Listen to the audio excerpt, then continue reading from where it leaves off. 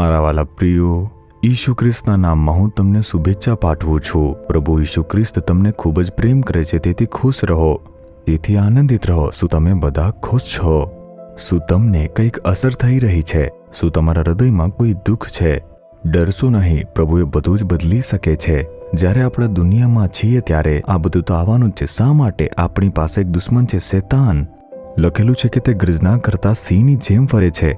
જો પ્રભુના બાળકો ખુશ હોય તો તેને ગમશે નહીં। શૈતાન ઈચ્છે છે કે આપણે હંમેશા દુઃખી રહીએ અને પરેશાન રહીએ, પરંતુ પ્રભુ આપણને હંમેશા ખુશ રાખવા માંગે છે। શૈતાનને તે બિલકુલ પસંદ નથી રહેતું, એટલે તે કંઈક ને કંઈક કરતો રહે છે। પરંતુ શું પ્રભુ આપણી સાથે નથી? તે પછી કેમ આપણે ડરવું જોઈએ? આજે પ્રભુ શું કહે છે જાણો છો? નાહૂમ 1 અધ્યાય તેનું 13મું વચન, હવે હું તારા પરથી તેની ઝૂંસરી ભાંગી નાખીશ ને તારા બંધ તોડી નાખીશ। શૈતાન આપણો દુશ્મન તમને ધિક્કારે છે। તે તમારા જીવનમાં દુઃખ લાવે છે અને ડર લાવે છે, અને તેનાથી તે તમને દબાવવાનો પ્રયાસ કરશે। આવી રીતે તે એક ઝૂંસરી મૂકે છે। ઝૂંસરી શું છે ખબર છે ને? જ્યારે બળદને બળદગાડા સાથે બાંધવામાં આવે છે, તેના ગરદન પર ઝૂંસરી મૂકીને તેને કાબુ કરવામાં આવે છે।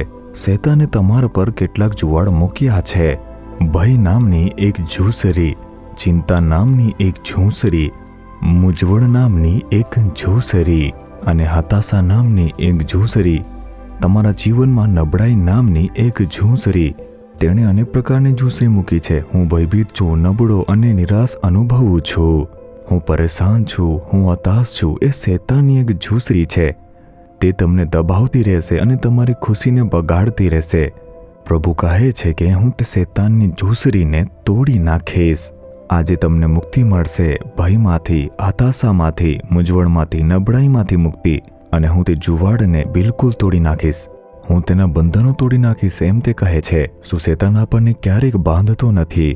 તે આપણને પાપ સાથે બાંધે છે। તે આપણા પરિવારને શ્રાપથી બાંધી નાખે છે। તે આપણને ખોટ સાથે પણ બાંધે છે। શૈતાન કેટલીક બાબતો લાવે છે અને આપણને બાંધી નાખે છે, અને આપણે પછી કંઈ કરી શકતા નથી। જો આપણા હાથ પગ બંધાઈ જાય તો આપણે તેનો ઉપયોગ કરી શકતા નથી। શું તમે પણ આવી કોઈ સ્થિતિમાં છો? ડરની સ્થિતિથી બંધાયેલા, દેવાની સમસ્યાથી બંધાયેલા છો? તમે બંધાયેલી સ્થિતિમાં છો, ત્યાં કોઈ સ્વતંત્રતા નથી, આનંદ નથી, તમે ગુલામીની સ્થિતિમાં છો। પ્રભુ કહે છે હું શૈતાનના બંધનોને તોડી નાખીશ, હું તેની ઝૂંસરીને અને તેના બંધનોને તોડી નાખીશ અને તમને મુક્ત કરીશ। જ્યારે તમારી પાસે આવા અદ્ભુત પ્રભુ છે તો શા માટે ડરવું જોઈએ? શું તે શૈતાનની ઝૂંસરીને બંધનો તોડી શકતા નથી એમ વિચારો છો? તેઓ મેલી વિદ્યા કરે છે, તંત્ર મંત્ર કરે છે, બંધનો વ્યવસાયમાં છે, તે બંધનો મારા ઘરમાં છે। પરંતુ ઈશુએ ક્રૂસ પર શૈતાનને હરાવ્યો છે।